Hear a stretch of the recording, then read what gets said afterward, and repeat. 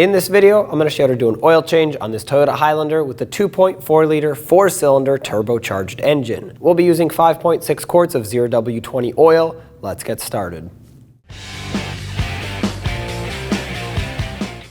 From underneath the vehicle, on the passenger side, you'll see this splash shield that can be removed right here. This is where we'll be accessing our oil drain plug as well as the oil filter. To remove this, use a 10mm socket and remove the 4 screws holding it on.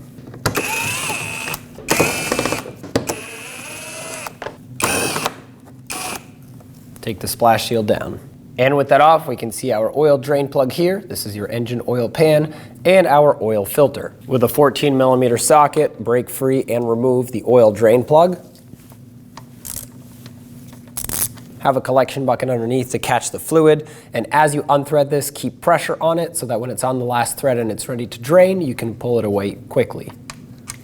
There we go. Sometimes the gasket that seals it up will stick on there. We'll remove it once the oil is done draining. Other times it'll come off with the drain plug. Either way, it has to be replaced, but if it sticks there, make sure you take it off first. While the oil is draining, I like to inspect my drain plug, make sure the threads are good, the head is good, and if the washer or the gasket was on here, you'd want to remove it off the drain plug. This one's in great shape, so I can reuse it. With the engine oil still draining, let's remove our filter so we can let that drain as well into our oil drain bucket. I'm using an oil filter wrench, which may not always be necessary, but this one is somewhat stuck on here, so I have to use this for some leverage.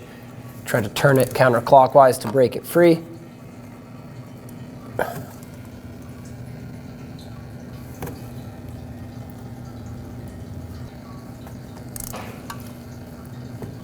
As you unthread this, oil will drain out of it, so be careful. Make sure you have that collection bucket centered up. And once it's done dripping, remove the filter.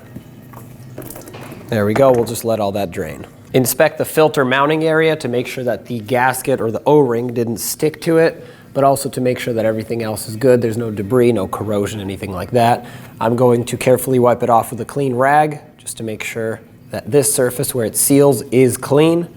The new filter, I like to prime or pre-fill with oil. You can't fill it up all the way and leave it full because it mounts sideways, but if you fill it up once quickly and let it soak in, I found that that's plenty of oil to get it started and make sure that it doesn't start up dry, but it's also little enough to where it won't spill out. So we'll use some of our 0W20 oil. This is part of the 5.6 quarts, by the way, so count this as part of your total. We'll do this. Let it soak in, and that'll be enough. Also, this oil filter came lubricated on the O-ring already.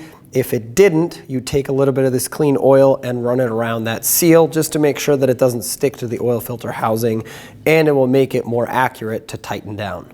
Take your new oil filter and carefully thread it on. Now, you want to make sure that it threads on smoothly. If it doesn't, it's cross-threading, so pull it off right away and try again. You should be able to spin it, and it should go on. This has bottomed out. From this point on, you want 1/2 to 3/4 of a turn at most. And that right there is fully bottomed out. Do not put any sort of tool on it when you tighten it. Just do it by hand, 1/2 to 3/4 of a turn, and that's it. I'm going to use a very small screwdriver to pry the old washer off. My oil is down to a drip, so it's pretty much ready to be plugged up. Before I put the drain plug in, I'm going to put a new washer on it. Thread this on. And I'm just going to give the area a quick wipe before I fully tighten it, just to get rid of that oil that's still dripping. Bottom this out and torque it to 30 foot-pounds. If you're unable to torque it, just do your best to get it nice and snug. You just want to put a little bit of pressure on that washer to seal things up, and of course you want that bolt to stay locked in there. Clean any oil that has dripped if necessary. My area is nice and clean, so I'm ready to put my shield back up and cover this up. Line it up and start in the screws. A little tip is, because they're going into plastic, try to find the same threads that they had before so you don't cross-thread it. If you do cross-thread it, it will tighten up, and it's plastic, so it'll cut new threads, but it will be weakened over time. With all of these in, give them all a quick snug.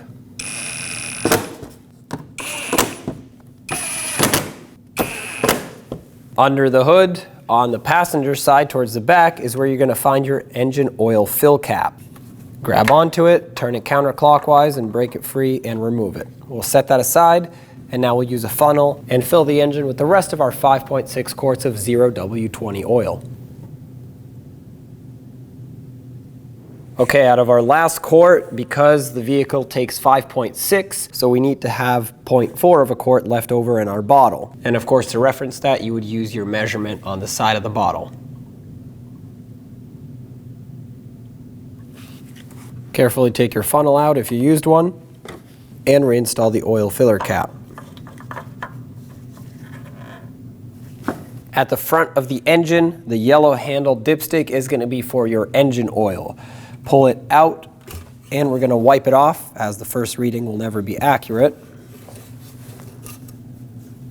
Then we'll stick it back in all the way down and pull it back out. This is how we'll take the accurate reading of our engine oil level. On the dipstick, you'll see two dots, one towards the bottom and one a little bit higher up. The one towards the bottom is your low mark. This is the full mark.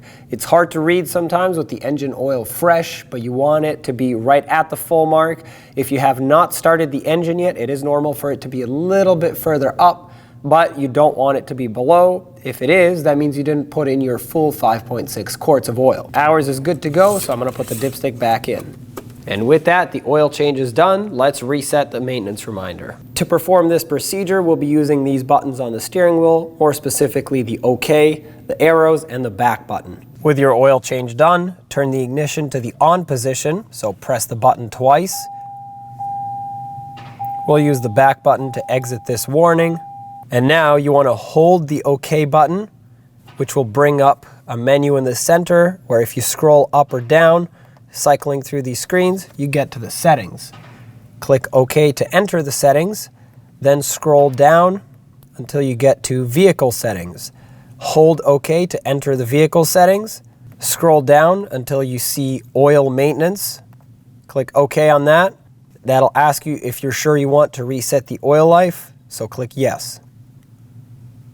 And that's it. The oil life has been reset. Now you can exit all of this and go back to your regular screen. When only the best will do, demand TRQ. The only company that lets you view before you do. TRQ is committed to offering the highest quality aftermarket auto parts that are engineered for peace of mind. Thanks for using and viewing with TRQ.